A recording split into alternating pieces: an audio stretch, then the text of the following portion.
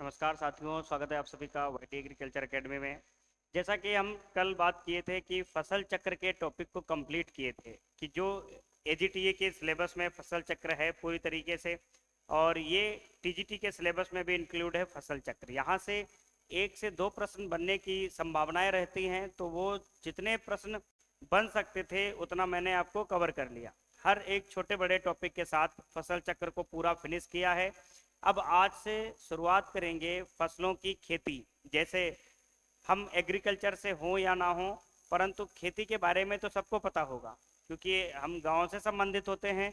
देखते हैं अपने परिवेश में चारों तरफ खेती बाड़ी होती है, किसान जो है खेती से अपनी उपज प्राप्त करता है, वही उपज मार्केट में जाती है। डायरेक्ट किसान मार्केट ले जाते हैं या किसी बिचौलिया के माध्यम से जब मार्केट पहुंचती है तो उसको वहां पर बायर और सेलर के बीच जो विपणन होती, मार्केटिंग होती है, ठीक है, मार्केट लगता है, तो ये उत्पादक से उपभोक्ता तक चीज़ें पहुंचती। तो जैसे मार्केट में जाते हैं तो हमें आटा मिलता है, तो हमारा दिमाग क्लिक करना चाहिए कि आटा प्रोसेसिंग है, प्रोसेस्ड फूड है, इसका रॉ मटेरियल क्या होगा, तो गेहूं। गेहूं कहाँ से आया? खेती से आया। खेती करने के बाद हमें गेहूं प्राप्त हुआ। अगर ये चीज़ें हम जानते रहेंगे तो हमारा जुड़ाव रहेगा खेती से, ठीक है। तो आज अपना शुरुआत करते हैं गेहूं की खेती से, जो कि बहुत इंपॉर्टेंट है। आपको यहाँ से हर एक पेपर में प्रश्न देखने को मिलेंगे ही मिलेंगे। जरूरी नहीं कि कौन से पॉइंट किस एग्जाम में आते, परंतु गेहूं की खेती को हम इस प्रकार पढ़ा देंगे आपको कि आप कोई भी एग्जाम में बैठोगे एग्रीकल्चर का, आपका क्वेश्चन बाहर नहीं जाएगा।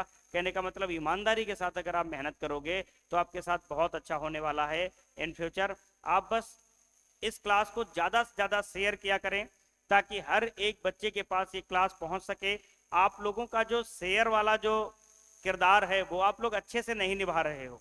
मतलब जिस मात्रा में क्लास को शेयर करना चाहिए उस मात्रा में आप लोग शेयर नहीं कर रहे हो। जैसे ही क्लास आप तक पहुंचे, आप इसको अपने दोस्तों में, ग्रुप में जो भी चलते हों, दोस्तों के कॉलेज ग्रुप, ठीक है, आप उनमें शेयर करिएगा, स्टेटस लगाइएगा, ताकि अधिक से अधिक बच्चों के पास ये पहुंचेगा मैटर। ये एग्रोनॉमी फ्री ऑफ कॉस्ट आपको यूट्यूब पर मिल रहा है। आप इसी एग्रोनॉमी को पढ़ने के लिए पेमेंट करते हो, 1000, 2000, 500, जितना भी पेमेंट होता होगा, आप डिफरेंट डिफरेंट इंस्टीट्यूट में आप पेमेंट करते हो। हम आपको यहाँ फ्री ऑफ कॉस्ट बिल्कुल सिस्टमेटिक नोट्स भी आपको दे रहे हैं, पैनल पीडीएफ आपको मिल रही है, ठीक है। अगर आपको पीडीएफ चाहिए तो आप हमारे टेलीग्राम चैनल को ज्वाइन करिए, आपको पीडीएफ मिल जाएगा। Telegram channel YD agriculture academy. आप अगर पीडीएफ आपको चाहिए है तो आप हमारे टेलीग्राम चैनल को ज्वाइन करिए, आपको कंप्लीट एग्रोनॉमी की पीडीएफ मिल जाएगी,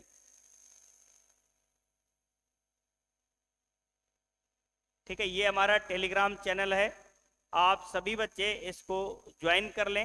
हालांकि वीडियो के डिस्क्रिप्शन में ये मेंशन है इसका लिंक, आप इसको ज्वाइन कर सकते हैं, ठीक है। ये टेलीग्राम लिंक है, आप इसको फटाफट से सभी बच्चे क्लास के बाद इस टेलीग्राम लिंक को ज्वाइन कर लेंगे। यहाँ पर आपको हम नोट्स उपलब्ध कराते रहेंगे। चलिए फिर शुरुआत करते हैं हम लोग गेहूं की खेती से। तो पहला हेडिंग हमारा होगा कल्टीवेशन ऑफ व्हीट, गेहूं की खेती।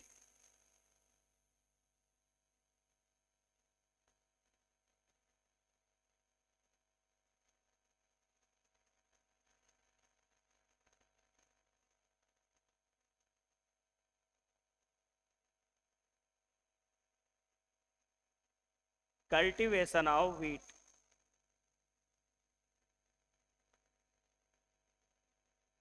गेहूं की खेती।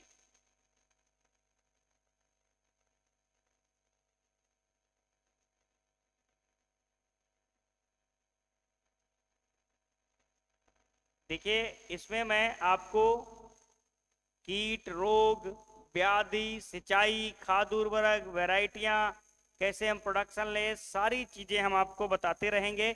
जब आप खेती पढ़ोगे एक बार तो आपको लगेगा कि बिल्कुल सर, अभी तक हमें जो खेती नहीं याद हो रही थी, हम क्लास करने के बाद सारी की सारी खेती याद करने लगे हैं, ठीक है।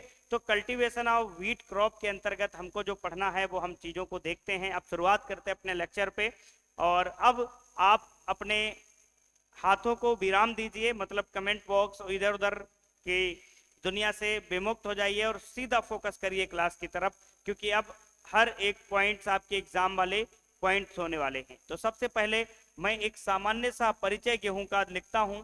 जैसे इसको लिखते हैं वीएन। वीएन का मतलब होता है बोटेनिकल नेम, और इसका परिवार क्या होता है तो फैमिली। फैमिली, और इसमें क्रोमोसोम नंबर 2n क्या होते हैं, और इसका ओरिजिन प्लेस यानी उत्पत्ति स्थान कहाँ है, और इसमें प्रोटीन कितना परसेंट पाया जाता है, और इसमें कार्बोहाइड्रेट का परसेंटेज कितना है। प्रोटीन और कार्बोहाइड्रेट का परसेंटेज कितना है, इन सारी बातों पर हम लोग गौर करेंगे कि प्रोटीन और कार्बोहाइड्रेट की मात्रा कितनी। ठीक है, तो सबसे पहले इसको अगर हम बात करें बीएन की, फैमिली की, और 2n। 2n का मतलब होता है क्रोमोसोम, सब लोग समझते हो, और वीएन का मतलब होता है बोटेनिकल नेम। तो अब हम देखते हैं गेहूं का जो वैज्ञानिक नाम होता है वो होता है ट्रिटिकम एस्टिबम। क्या होता है, ट्रिटिकम एस्टिबम। सबको पता है ये कौन सा गेहूं होता है, मैक्सिकन गेहूं होता है। सबसे ज्यादा एरिया पर यही उगाया जाता है, इसको बौना गेहूं भी कहते हैं। ठीक है, इसका परिवार कौन सा होता है, ये गेहूं कौन से परिवार में रखा गया तो पोएसी कुल में रखा गया। इसी का दूसरा नाम है ग्रेमिनी। क्या है, ग्रेमिनी। और इसी का अलग नाम है घासकुल। क्या कहते हैं, घासकुल कहते हैं। तो जो ग्रेमिनी या पोएसी या घासकुल के जो पादप होते हैं, जो इसमें फसलें आती हैं, जो फसलें आती हैं उनमें अगर पुंकेसर की बात की जाए, उनमें अगर पुंकेसर की बात की जाए तो कितने होते हैं, 3 पुंकेसर होते हैं। कितने होते हैं, 3 पुंकेसर होते हैं। परंतु एक अपवाद है, एक अपवाद है। कौन सा, तो एक अपवाद है धान।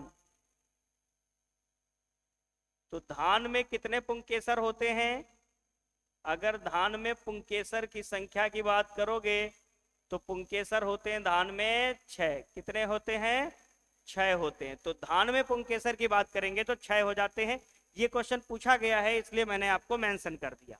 उसके बाद 2n बराबर होता है 42, और ये कैसा होता है, षष्ठ गुणित होता है। कैसा होता है, षष्ठ गुणित होता है,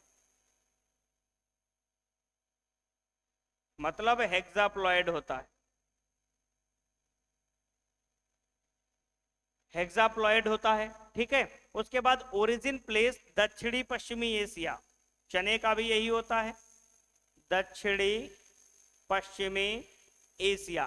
कहने का मतलब एशिया का वो भाग जो दक्षिण पश्चिम में आता हो, दक्षिणी पश्चिमी एशिया। या कहीं कहीं आपको टर्की भी लिखा मिल जाता है, टर्की।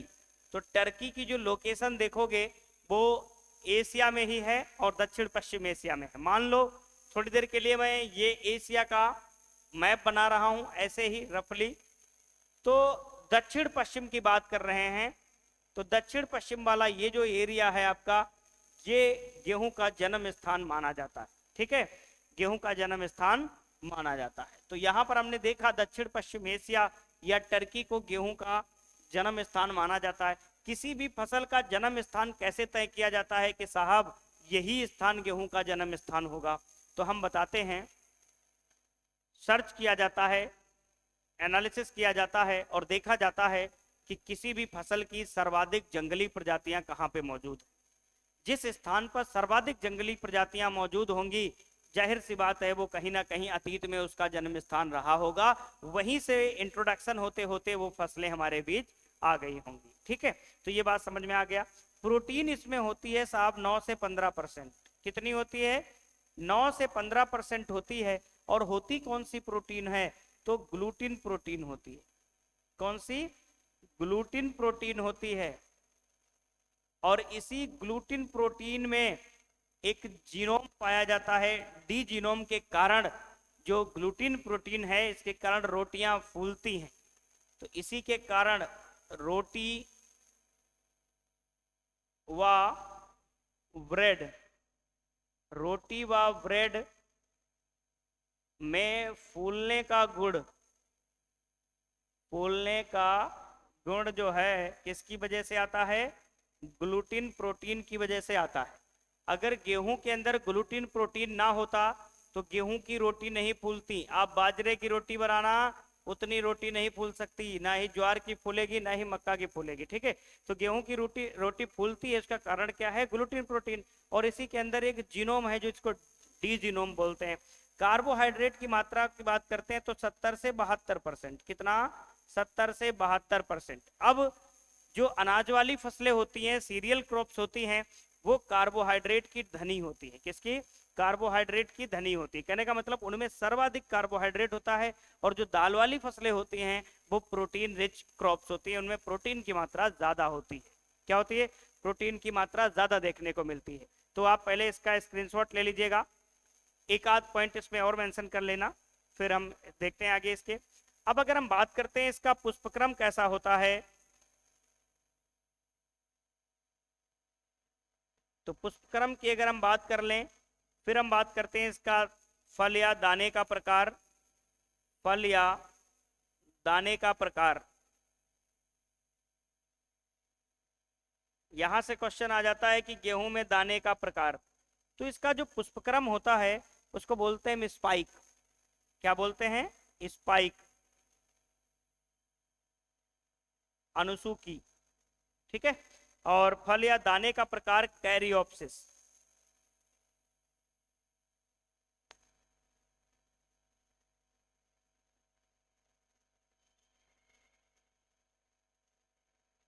कैरियोप्सिस।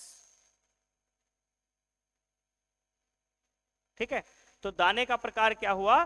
कैरियोप्सिस हो गया। आप इसका स्क्रीनशॉट ले लीजिएगा, फिर हम आगे बढ़ते हैं।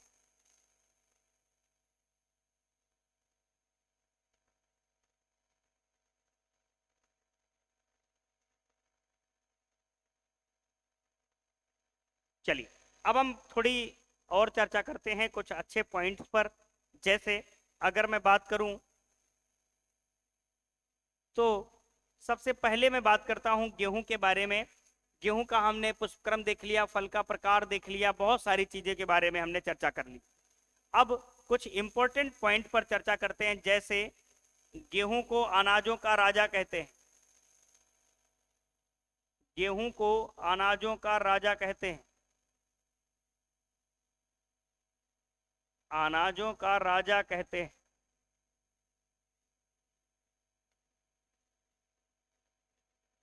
क्या कहते हैं? अनाजों का राजा कहते हैं। दूसरा पॉइंट, गेहूं विश्व की मुख्य खाद्य फसल है। गेहूं विश्व की मुख्य खाद्य फसल है। विश्व की मुख्य खाद्य फसल है।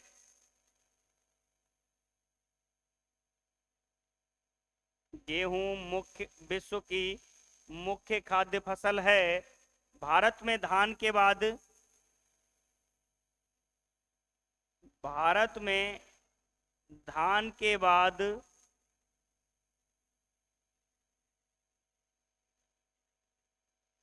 गेहूं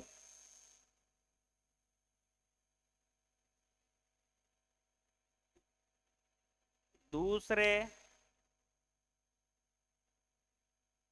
नंबर की मुख्य खाद्य फसल है। दूसरे नंबर की खाद्य फसल है।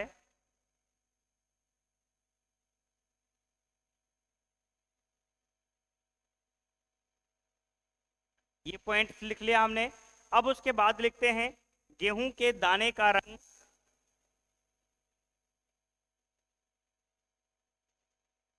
गेहूं के दाने का रंग,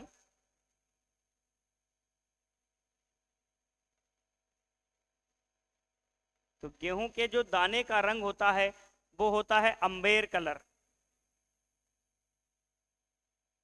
अंबेर रंग, अंबेर रंग, हल्का सा बादामी जैसा दिखता है। तो गेहूं का जो दाना है उसका रंग कैसा होता है? अंबेर। गेहूं की बाली में टेढ़ी मेढ़ी संरचना। गेहूं की बाली में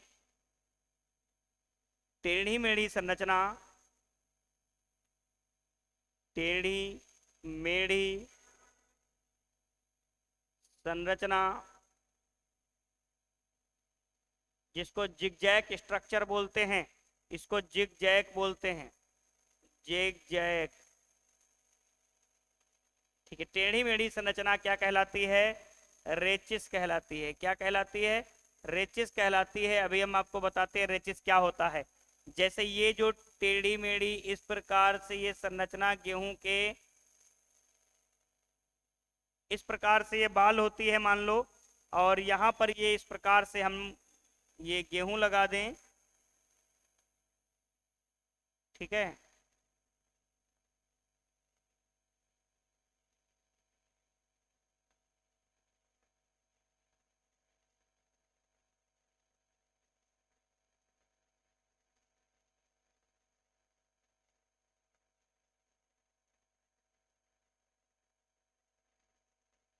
ये गेहूं लगे हैं और ये बीच की जो संरचना थी वो टेढ़ी मेढ़ी संरचना थी जिसको रेचिस कहते हैं। ये वाली जो संरचना थी ये रेचिस कहलाती, ठीक है। जो टेढ़ी मेढ़ी जिगजैग संरचना क्या कहलाती है? रेचिस कहलाती है। ये बात आपको समझ में आ गई। चलिए, और भी कुछ पॉइंट्स हैं गेहूं से रिलेटेड, उनको मेंशन कर लेते हैं हम लोग। अब देखते हैं आगे आगे के कुछ पॉइंट्स जिन पर हम लोग चर्चा करने वाले हैं। गेहूं में बौनेपन का कारण, गेहूं में बौनेपन का कारण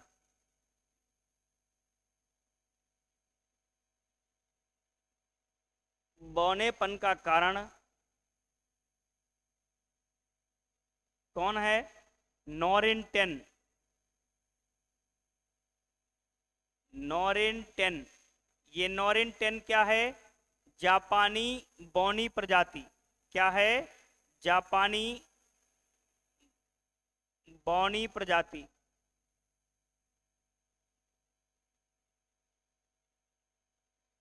ये जापानी बौनी प्रजाति है। इससे 2 जीन निकाले गए हैं। इस प्रजाति से 2 जीन निकाले गए हैं और उन जीन का नाम है RH1 रिड्यूस हाइट 1 और दूसरे का नाम है RH2। ये होते हैं बौनेपन का कारण। बौनेपन का कारण, तो बौनेपन का कारण क्या हुआ? नॉरिन 10 से प्राप्त जीन, और उन जीन का नाम क्या है? RH1 RH2। ये 2 जीन होते हैं जो गेहूं में बौनेपन का कारण, कहने का मतलब पौधे का बौनापन करना। और बौनापन इसलिए करते हैं ताकि ज्यादा पौधा व्यर्थ में ना बढ़े, ज्यादा न्यूट्रिएंट ना ले अपनी वृद्धि में, और उतना ज्यादा प्रोडक्टिव हो जाए वो, ठीक है। छोटा पौधा ज्यादा प्रोडक्टिव होता है। तो आगे हम बात करते हैं अगले एक पॉइंट पर। सुपर गेहूं की अवधारणा किसने दी? सुपर गेहूं की अवधारणा, सुपर गेहूं की अवधारणा किसने दी?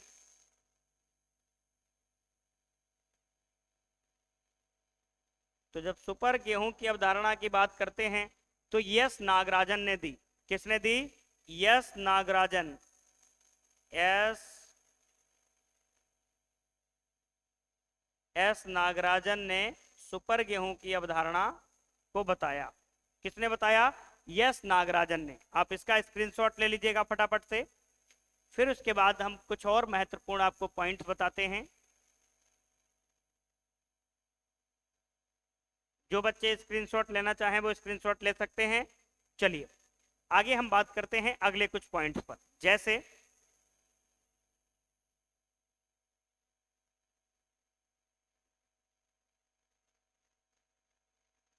गेहूं की HD 2329 प्रजाति ने हरित क्रांति में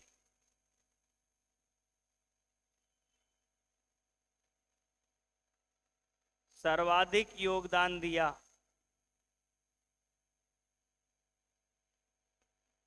हरित क्रांति में सर्वाधिक योगदान दिया।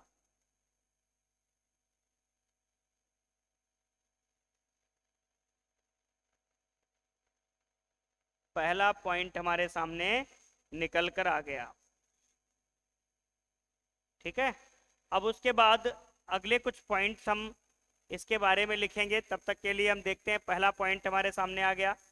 दूसरा हम देखते हैं गेहूं के दानों का परीक्षण भार। गेहूं के दानों का परीक्षण भार, दानों का परीक्षण भार। अब परीक्षण भार की बात करते हैं तो इसको हम बोलते हैं टेस्ट वेट। क्या बोलते हैं इसको? टेस्ट वेट बोलते हैं। और ये कितने दानों का वजन होता है? टेस्ट वेट होता है 1000 दानों का वजन। 1000 दाने, 1000 दानों का वजन देखा जाता है, उसको परीक्षण भार कहते हैं। 1000 दानों का वजन जो कितना होता है? 40 ग्राम होता है। कितना होता है? 40 ग्राम होता है। ठीक है, आगे लिखेंगे गेहूं के मामा, गेहूं के मामा या इसे गुल्ली डंडा भी कहते हैं। गुल्ली डंडा, नकलची खरपतवार भी कहते हैं, फेलरिस माइनर भी कहते हैं, कैनरी ग्रास भी कहते हैं, बहुत सारे नाम होते हैं। तो गेहूं के मामा या गुल्ली डंडा के बीजों का परीक्षण भार, के बीजों का परीक्षण भार कितना होता है? तो इनका परीक्षण भार होता है 2 ग्राम। कितना? 2 ग्राम होता है। 1000 दानों का अगर हम वजन देखेंगे, किसके? गेहूं के मामा का, फेलरिस माइनर का, कैनरी ग्रास का। सेल्फ पॉलिनेटेड बीड होता है, इसमें 2n 28 होते हैं। गेहूं के मामा में 2n कितने होते हैं? 28। ठीक है, आगे हम बात करते हैं। परीक्षण भार की हमने चर्चा कर ली, सब कुछ हमने देख लिया। अब हम देखते हैं मैक्सिकन गेहूं में, मैक्सिकन गेहूं में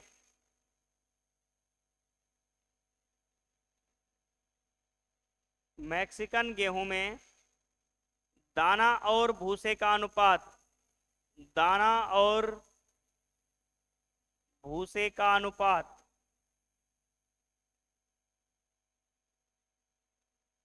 मैक्सिकन गेहूं में दाना और भूसे का जो अनुपात होता है वो कितना होता है? 1:1.5।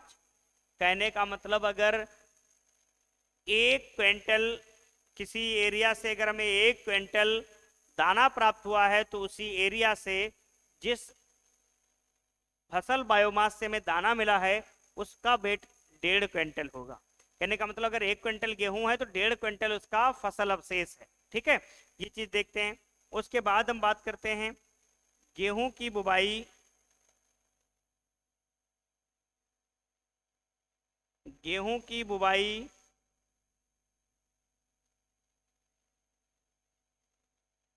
कितनी गहराई पर करते हैं? कितनी गहराई पर करते हैं?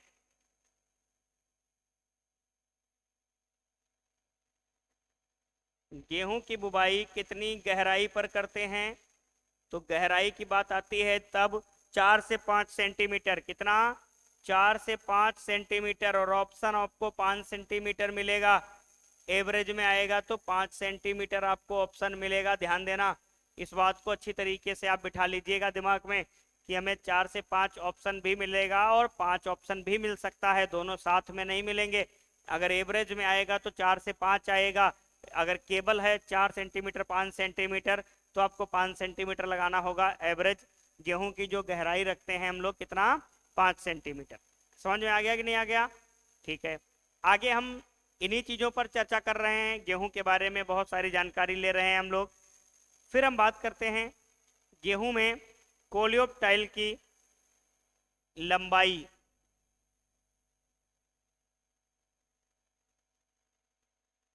गेहूं में कोलियोप्टाइल की लंबाई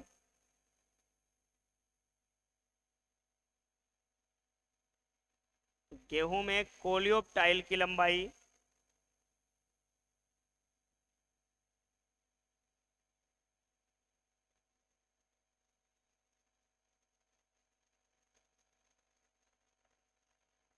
गेहूं में कोलियोप्टाइल की लंबाई कितनी होती है? 5 सेंटीमीटर होती है, इसीलिए इसको 5 सेंटीमीटर गहराई पर बोते हैं। अब बात आती है साहब कोलियोप्टाइल क्या होता है, तो जरा ध्यान देते हैं कोलियोप्टाइल क्या होता है। ठीक है, जैसे ये हमने गेहूं का बीज डाल दिया जमीन में, ये गेहूं का बीज है, क्या है? ये हमने बीज डाला गेहूं का, क्या डाला? बीज। इसी बीज से क्या होगा?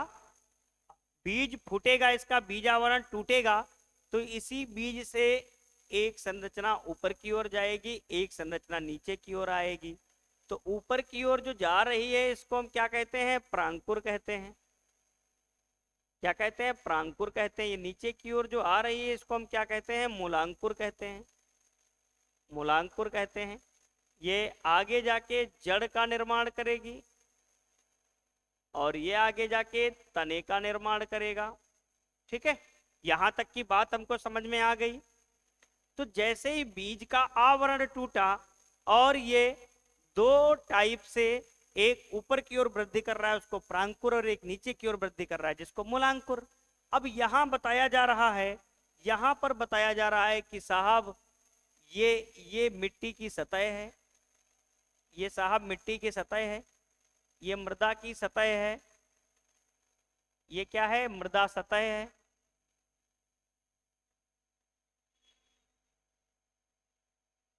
और मृदा सतह से लेकर 4 से 5 सेंटीमीटर गहराई पर बीज पड़ा है, जो नमी पाया, फूला और फट गया और अंकुरित हुआ, तो मूलांकुर ऊपर की ओर वृद्धि करने लगा।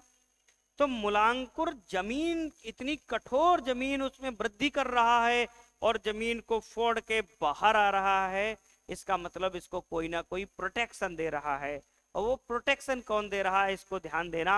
तो यहां से लेकर यहां तक ये जो प्रोटेक्शन दे रहा है, ये जो प्रोटेक्शन दे रहा है, यही क्या है? कोलियोप्टाइल है। क्या है? कोलियोप्टाइल है। ध्यान देना, ये जो प्रोटेक्शन दे रहा है यही क्या है? कोलियोप्टाइल है। और यहां पर ये परफोरेटेड हो जाता है, ऊपर छिद्रित होता है कोलियोप्टाइल, मतलब प्रांकुर को चारों ओर से घेरे रहता है, ट्यूबलाइक स्ट्रक्चर होता है और प्रांकुर को चारों ओर से घेरे रहता है। जब तक प्रांकुर जमीन तक, ऊपर सतह तक नहीं पहुंच जाता, तोड़ नहीं देता, तब तक ये प्रांकुर का साथ नहीं छोड़ता है। अगर ये साथ ना दे तो प्रांकुर क्या मजाल जो जमीन तोड़कर बाहर आ जाए। कहने का मतलब है प्रांकुर को जमीन से बाहर आने में जो सपोर्ट देता है वही होता है कोलियोप्टाइल। इसको क्या कहते हैं साहब? इसी को कहते हैं कोलियोप्टाइल। ये कोलियोप्टाइल होता है जो प्रोटेक्ट करता है किसको? प्रांकुर को। तो उम्मीद करते हैं कि आप कोलियोप्टाइल वाली ये कहानी समझ गए होंगे। ठीक है, कोलियोप्टाइल। बाकी आप नहीं भी समझे हैं तब भी कोई प्रॉब्लम नहीं है, आपको बस याद रहना चाहिए 5 सेंटीमीटर। बस मेरा मन कहा कि मैं कोलियोप्टाइल को आपको समझा दूं। जैसे ये हमारी हथेली ये दिख रही ना, इस पर ये प्रांकुर है और इसके चारों ओर मान लो हमने एक कवच लगा दिया, और जैसे ही मिट्टी की सतह से टकराया और मिट्टी को तोड़ दिया, ये फिर कोलियोप्टाइल का काम खत्म हो जाता है। तो गेहूं की बुवाई क्यों 5 सेंटीमीटर पे करते? अगर हम 5 सेंटीमीटर से ज्यादा कर दें, 10 सेंटीमीटर पे कर दें, तो कोलियोप्टाइल साहब तो 5 सेंटीमीटर वृद्धि करेगा।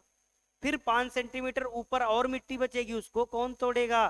खत्म हो जाएगा गेहूं का पौधा। इसीलिए 5 सेंटीमीटर ही बुवाई गहराई पर करते हैं, ताकि 5 सेंटीमीटर तक प्रांकुर को सपोर्ट देने के लिए कोलियोप्टाइल तत्पर रहता है, और 5 सेंटीमीटर के बाद मृदा सतह के ऊपर वो आ जाता है। ठीक है, आप इसका स्क्रीनशॉट ले लीजिएगा, फिर हम आगे की कहानी पर चर्चा करते हैं।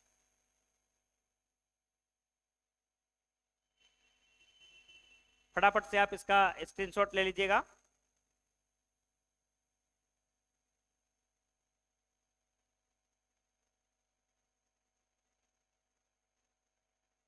चलिए आगे हम लोग देखते हैं और गेहूं के थोड़ा एरिया और प्रोडक्शन पर चर्चा कर लेते हैं।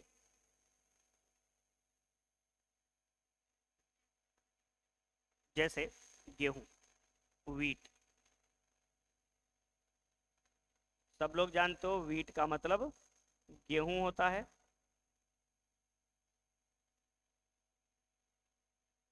ठीक है, अब इसका देखते हैं विश्व लेवल पर और भारत के स्तर पर।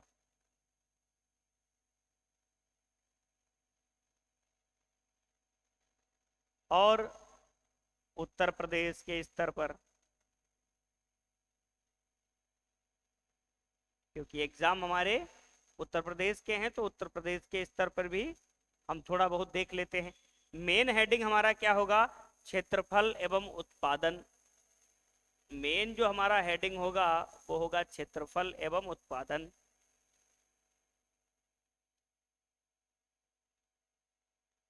Area and production, area and production, ठीक है, ये हमारा मेन हेडिंग है। अब इसी मेन हेडिंग के तहत हम लोग लिख रहे हैं वीट का विश्व में, भारत में और उत्तर प्रदेश में। तो विश्व में अगर हम एरिया की बात करें, क्षेत्रफल की अगर हम बात करें, तो क्षेत्रफल में कौन आगे है? भारत। सर्वाधिक क्षेत्रफल कहाँ है? भारत में है। अगर हम उत्पादन की बात कर लें विश्व लेवल पर, तो उत्पादन में नंबर 1 पर आएगा पड़ोसी चीन, और दूसरे नंबर पे आ जाएगा अपना भारत। दूसरे नंबर पे कौन आएगा?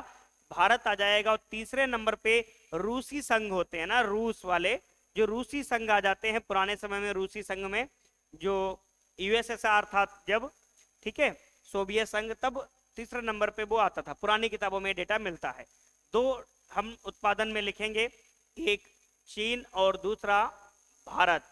क्षेत्रफल में भारत, दूसरे नंबर पे चीन। अब भारत के केस में अगर हम क्षेत्रफल के केस में देखें,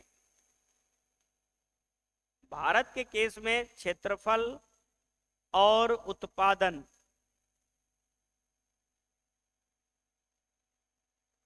और उत्पादकता,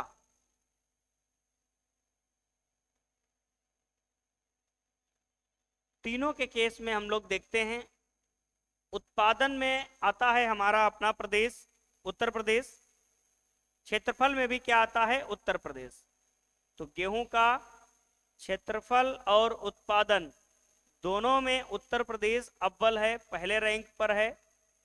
ये अपने आप में गर्व की बात है कि हम लोग इतना ज्यादा अनाज पैदा कर रहे हैं। उत्पादकता की बात आती है तो पंजाब। अब यहाँ पर उत्पादन और उत्पादकता में क्या अंतर होता है बेसिक रूप से देखते हैं। इसका मतलब होता है प्रोडक्टिविटी। जैसे थोड़ी देर के लिए समझना, अगर हम प्रति हेक्टेयर की उपज को देखें तो वो होता है उत्पादकता। जैसे कोई किसान 10 हेक्टेयर जमीन पे लगा दिया गेहूं, उसको मिला 200 क्विंटल, ये क्या है? उपज। क्या है? उपज। 10 हेक्टेयर पे गेहूं लगाया, उपज आई 200 क्विंटल, इल्ड आई 200 क्विंटल, इसको क्या बोलेंगे? उपज या उत्पादन। अब एक मोहनलाल आ गए मोहल्ले के, कहा साहब तुम्हारा पर हेक्टेयर कितना हुआ? पर हेक्टेयर बताओ आप। तो उन्होंने बताया इस वाले खेत से 40, इस वाले खेत से 5, इस वाले खेत से 30 मिला, इस वाले हेक्टेयर से मतलब। तो उन्होंने कहा प्रति हेक्टेयर आपकी उपज ये है, मतलब वो उत्पादकता है। पर हेक्टेयर इल्ड जो हम निकालते हैं, जो हमारा 1 हेक्टेयर जमीन से हम इल्ड लेते हैं, उसको हम उत्पादकता कहते हैं। ये यूनिट होती है per hectare yield is also called productivity. तो किसी भी फसल की प्रोडक्टिविटी को अगर हम देखेंगे तो प्रति हेक्टेयर उपज को हम देखेंगे, और कुल उपज को हम उत्पादन के केस में देखते हैं। अब उत्तर प्रदेश की बारी आती है, तो उत्तर प्रदेश में क्षेत्रफल और उत्पादन दोनों में कौन अग्रणी है? तो जब क्षेत्रफल की बात आती है तो मेरठ मंडल कौन है? मेरठ मंडल में सर्वाधिक गेहूं का एरिया है। और उत्पादन की बात आती है तब भी मेरठ मंडल है। तो उत्पादन में भी क्या आता है? मेरठ मंडल। तो गेहूं का उत्पादन भी मेरठ मंडल में सबसे ज्यादा होता है और एरिया भी सबसे ज्यादा होता है। तो ये आपको हमने उत्पादन वाला कुछ डेटाबेस बातें कर ली, आप इसको भी स्क्रीनशॉट लेके रख लीजिएगा भविष्य में पढ़ने के लिए, रिवाइज करने के लिए। फिर मैं आगे बढ़ता हूं अगले पॉइंट पर।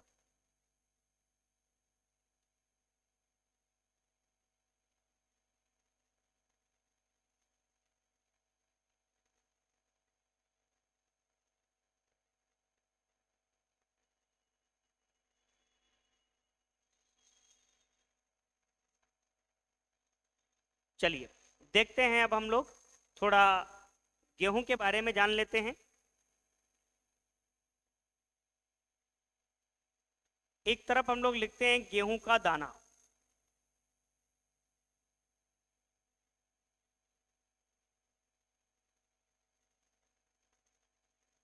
या यहां पर दाना ना लिख करके बीज लिखें, सीड ऑफ व्हीट।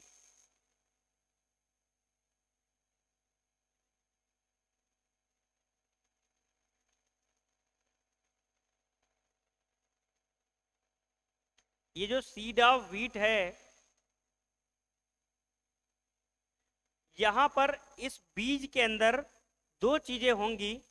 एक तो होगा आपका भ्रूण, क्या होगा? भ्रूण होगा, जिसको हम एम्ब्रायो कहते हैं। क्या कहते हैं? एम्ब्रायो। और एक होगा भ्रूणपोष,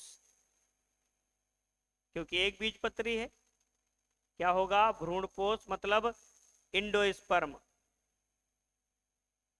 इस गेहूं के अंदर क्या होगा? इंडोस्पर्म, भ्रूणपोष। भ्रूणपोष क्या करता है? भ्रूण को भोजन देता है। और भ्रूण क्या होता है? जिंदा होता है। अगर भ्रूण जिंदा है तभी बीज है, अगर भ्रूण मृत है तो वो दाना है।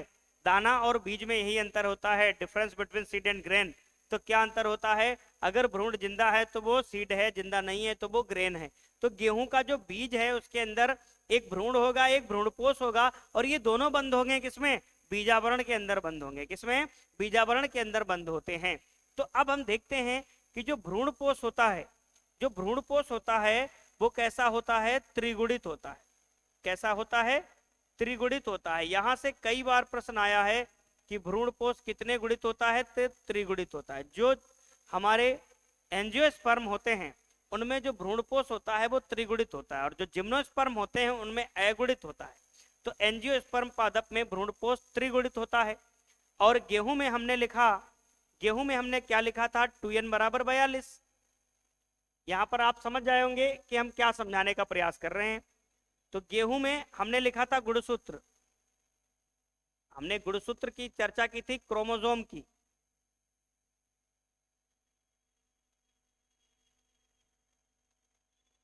हमने क्रोमोसोम की चर्चा की थी, तो हमने लिखा था कि 2n बराबर 42। क्या लिखा था? 42। और n बराबर हमने लिखा था 21। और अगर इसका हम इसको क्या लिख रहे थे? हेक्साप्लॉइड लिख रहे थे। क्या लिख रहे थे? हेक्साप्लॉइड लिख रहे थे। ठीक है, थोड़ा ध्यान देना। अब यहां पर इसको त्रिगुणित लिख लिए हम, 3n लिख लिए। 2n बराबर 21 मतलब n बराबर 21, 2n बराबर 42, तो 3n बराबर कितना होगा? 3n बराबर कितना होगा? तो 3 इंटू 21 इज इक्वल टू 63। ये क्वेश्चन आया है कि गेहूं के भ्रूणपोष में गुणसूत्र की संख्या कितनी होगी? तो 63 होगी। कितनी होगी? 63 होगी। हमको n पता चल जाए हम निकाल देंगे। अब जो भ्रूण होता है, भ्रूण कभी भी जब अंकुरित होगा तो दो प्रकार की संरचना बनाएगा। एक बनाएगा प्रांकुर, जिसको हम क्या बोलते हैं? प्लमूल बोलते हैं। क्या बोलेंगे? प्लमूल बोलेंगे। और एक बनाएगा मूलांकुर।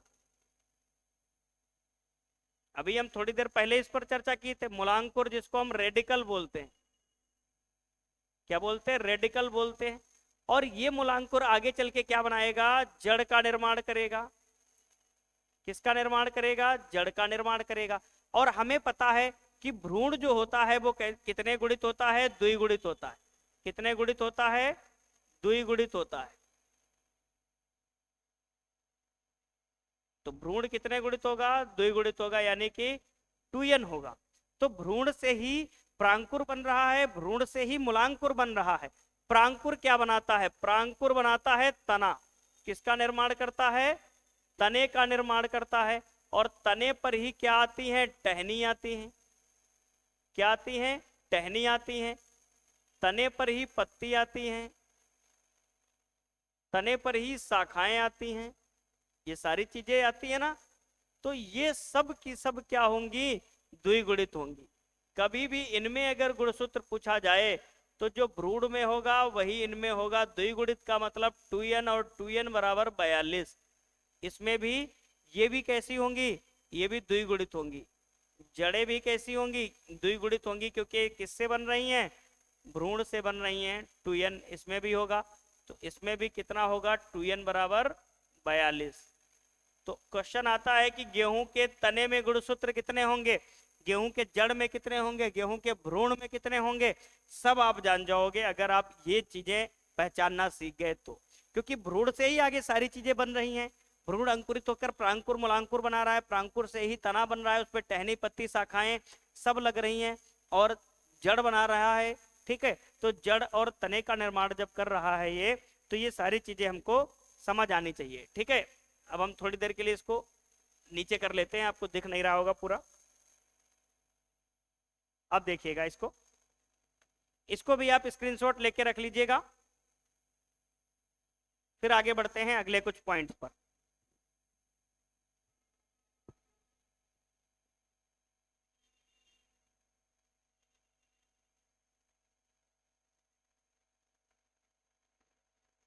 ये बहुत इंपॉर्टेंट और काम की चीज है, इसको फटाफट से लिख के रख लेना।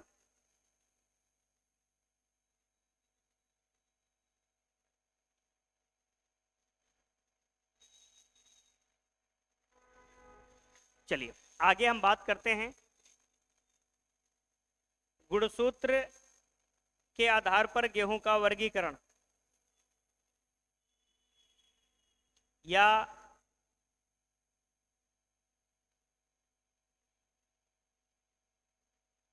गेहूं का वर्गीकरण।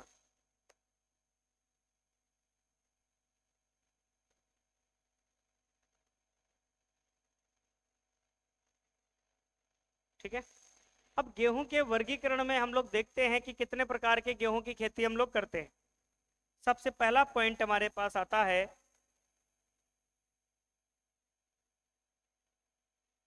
Mexican dwarf wheat.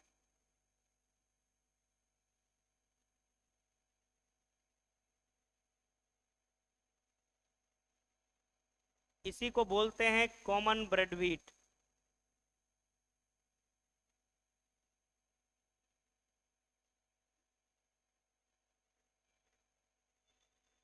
Common bread wheat, इसको बोलते हैं मैक्सिकन बौना गेहूं। मैक्सिकन बौना गेहूं,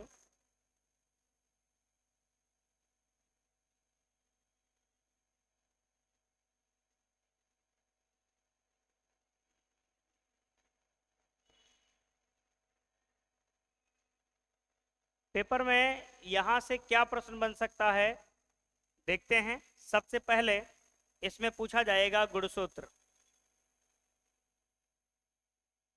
कि गुणसूत्र कितना होता है इसमें, पहला पॉइंट। दूसरा, इसका उपयोग क्या है, इस गेहूं का उपयोग क्या है। तीसरा, इसका क्षेत्रफल कितना है।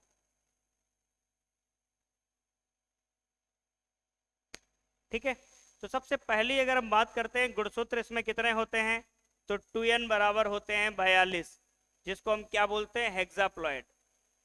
मतलब इसमें पोलाइडी नेचर हेक्साप्लॉइड है। अगर हम इसका आधारी गुणसूत्र देखें तो हेक्सा का मतलब 6 से इसको डिवाइड कर देंगे, 6 से डिवाइड कर देंगे तो 7 आ जाएगा। तो आधारी गुणसूत्र कितना होगा इसका, 7। वो हम आगे बताएंगे आपका। इसका उपयोग क्या होता है, रोटी व ब्रेड बनाने में, ब्रेड बनाने में इस वाले गेहूं का जो उपयोग होता है रोटी व ब्रेड बनाने में इसका उपयोग किया जाता है। और क्षेत्रफल होता है भारत में सर्वाधिक क्षेत्रफल।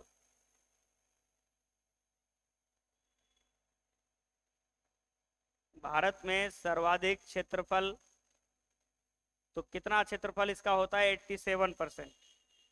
पूरे 100% अगर कहीं गेहूं उगाया जा रहा है तो उसका 87% जो क्षेत्रफल है वो अकेले इसी गेहूं का है। ठीक है, 87% एरिया पर ये अकेले गेहूं ग्रो किया जा रहा है। आप इसका स्क्रीनशॉट ले लेना।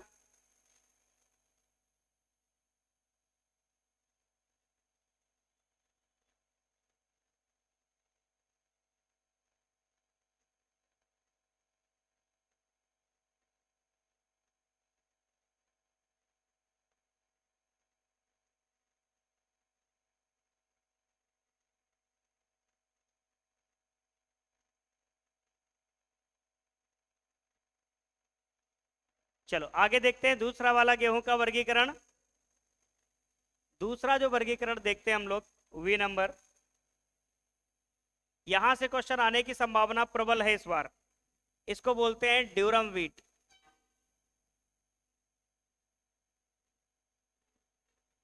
और इसका दूसरा नाम होता है मार्कोनी व्हीट।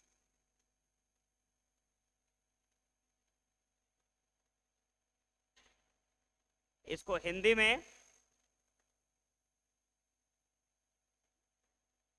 मार्कोनी या ड्यूरम, ड्यूरम गेहूं, इसका बहुत ज्यादा आजकल उपयोग हो रहा है। और इतना ज्यादा इसका उपयोग होना भी नहीं चाहिए जितना इसका उपयोग आजकल लोग कर रहे हैं, जबकि ये बहुत ज्यादा न्यूट्रिटिव होता है ड्यूरम व्हीट। अब हम बात करते हैं ड्यूरम व्हीट के बारे में। इसका वैज्ञानिक नाम क्या होता है, तो ट्रिटिकम ड्यूरम। इसको विज्ञान मानती है ट्रिटिकम ड्यूरम के नाम से। और इसमें गुणसूत्र जो 2n होते हैं वो होते हैं 28, जिसको बोलते हैं टेट्राप्लॉयड।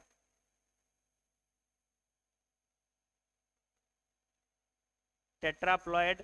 इसका जो क्षेत्रफल है वो पूरे भारत में 12% है, मात्र 12%।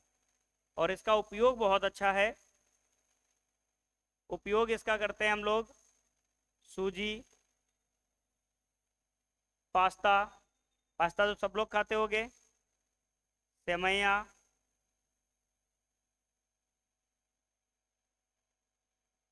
बनाने में।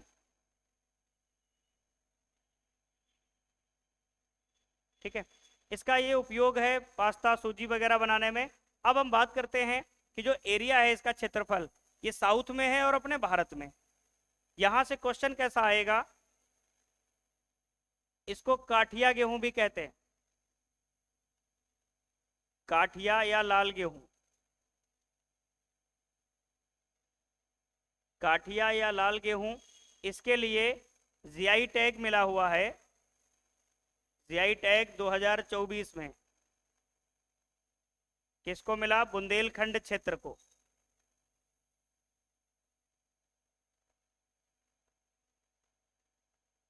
बुंदेलखंड क्षेत्र, बुंदेलखंड क्षेत्र में 13 जिले आते हैं, जिसमें यूपी के कुछ जिले हैं, बाकी एमपी के जिले आते हैं। एमपी यूपी के ललितपुर, हमीरपुर, झांसी, महोबा, बांदा, चित्रकूट, ये सब किस में आते हैं, बुंदेलखंड। तो बुंदेलखंड क्षेत्र को इसका जीआई टैग दे दिया गया और कहा गया कि तुम ही इस गेहूं को उगाओ। ये गेहूं बहुत ही ज्यादा न्यूट्रिटिव होता है, मतलब पोषण वाला होता है, इसको खाना चाहिए। परंतु देखने में लाल काठिया गेहूं लगता है तो लोग इसको पसंद नहीं करते। इसकी रोटियां भी हल्की लाल लाल लगती हैं, ऐसा लगता है कि जानवरों को खिलाया जाने वाला गेहूं है, बट जानवरों का खिलाया जाने वाला गेहूं ये नहीं होता है। इसकी कुछ वैरायटी होती हैं, प्रजाति, जैसे पूसा मंगल, मालव शक्ति, मालव रत्ना।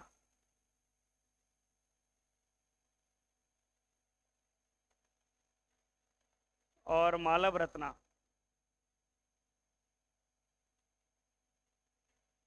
ये इसकी तीनों वैरायटी हैं। मालव लगा होगा जिस गेहूं के आगे, समझ लेना है आप ड्यूरम वैरायटी। बाकी का वर्गीकरण हम लोग कल पढ़ेंगे, जो भी बचा हुआ है डाइकोकम, स्फेरेकोकम वगैरह सब कल उसको निपटा लेंगे अपने। आज के लिए इतना ही। तो हमने जो बताया आपको, ये वाला पोर्शन आप भूलोगे नहीं, बिल्कुल याद रखोगे। ये 2024 का है और यूपी सरकार की नज़रों में है, तो हो सकता है जीआई टैग से क्वेश्चन ना पूछे, परंतु काठिया गेहूं से तो पूछ सकता है। तो कोई भी कॉन्सेप्ट आपसे यहाँ से पूछा जा सकता है। गेहूं मतलब पूरी ओवरऑल गेहूं की खेती ही इंपॉर्टेंट हो जाती है आपके लिए। ठीक है।